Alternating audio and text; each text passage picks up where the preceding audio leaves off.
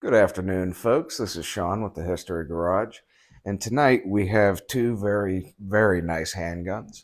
We have the world famous Desert Eagle, and we have the Jericho 941, the Israeli copy of the CZ75. Now, everyone can see that these guns are very much clear and that there is no ammunition present, so we can be calm about that. This one is not chambered in the famous 50 AE. This one is chambered in 44 Magnum. I chose that because I thought it was a little bit more pleasurable, and it was ported. And 44 Magnum is one of my personally favorite cartridges.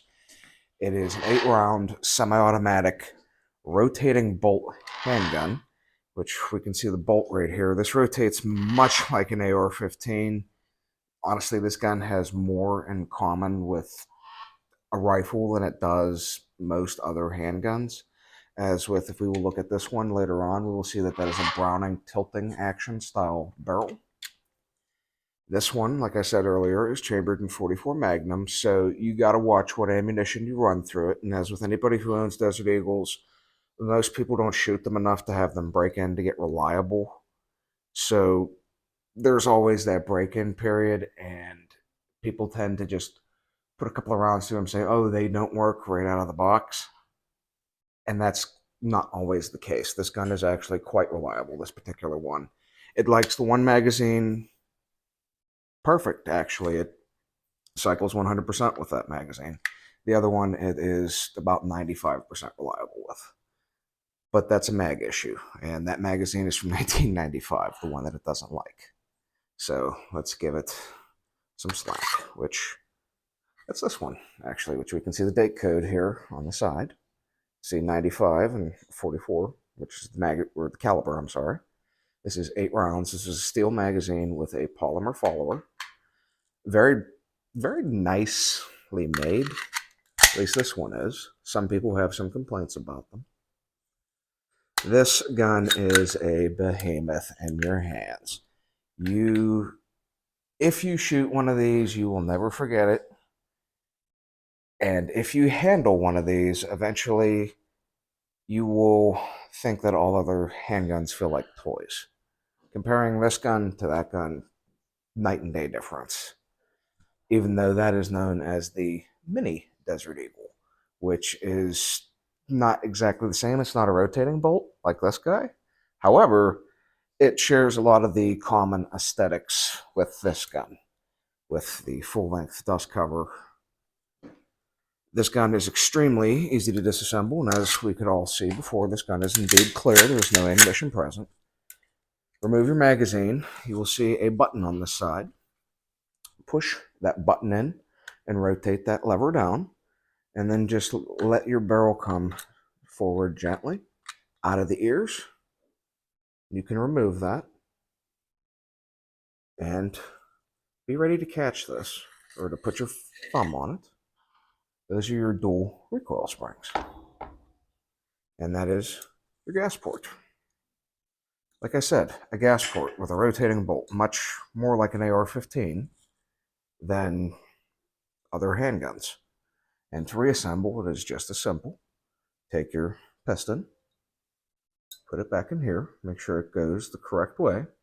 It's really not possible to assemble it incorrectly. It is obvious which way it goes. You can see a flat on the side of it, and that is so that it can lock into that.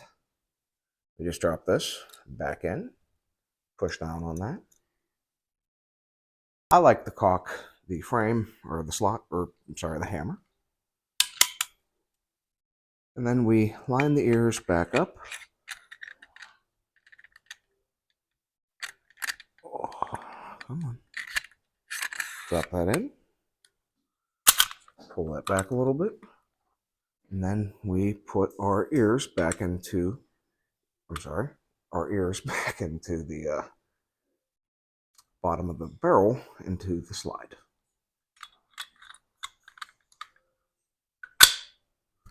Then we can rotate that back up, and we are completely reassembled and ready to go.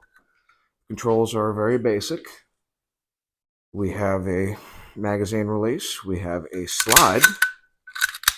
Sorry, slide release, which we could see. Then we have a safety, which down, that is safe, cannot fire. Up, it can fire.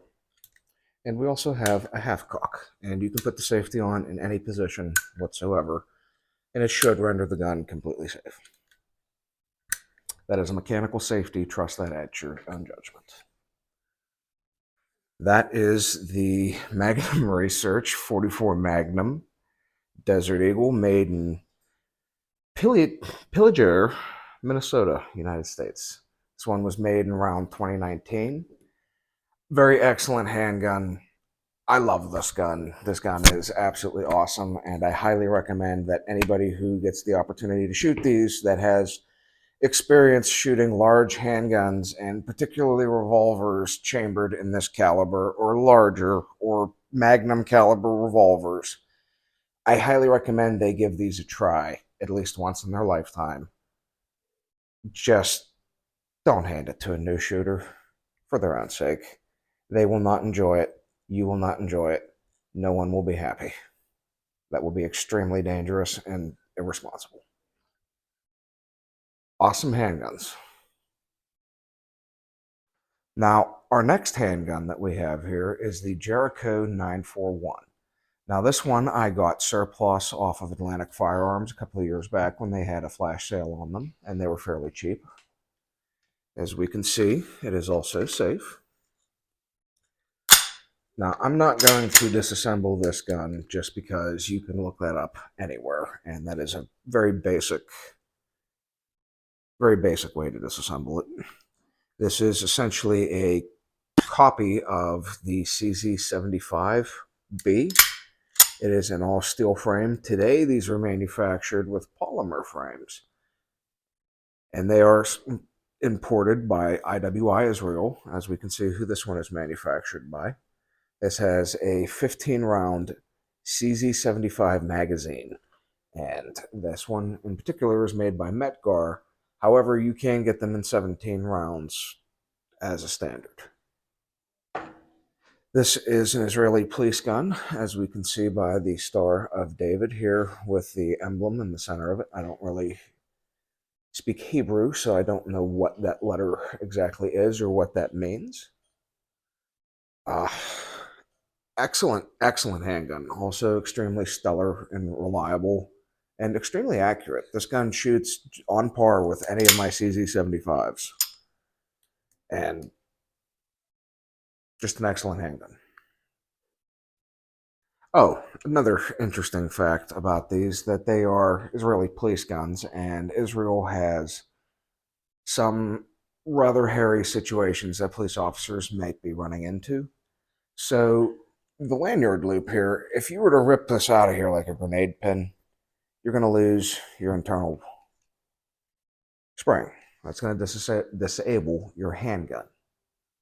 That is important if the weapon gets snagged off of an officer, especially if it's correctly tied to him, the way that they are supposed to be in Israeli carry fashion.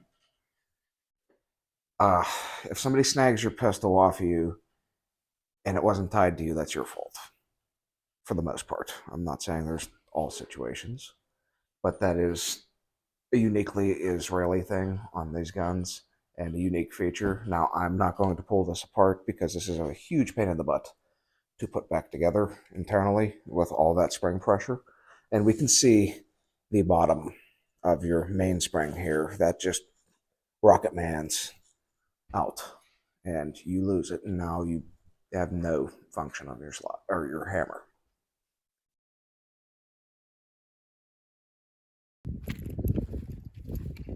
Yeah. Yep. Deagle things. Would you like to shoot the deagles? Yeah, I'll shoot it. Yeah. What are we shooting at? Propane tank. Oh.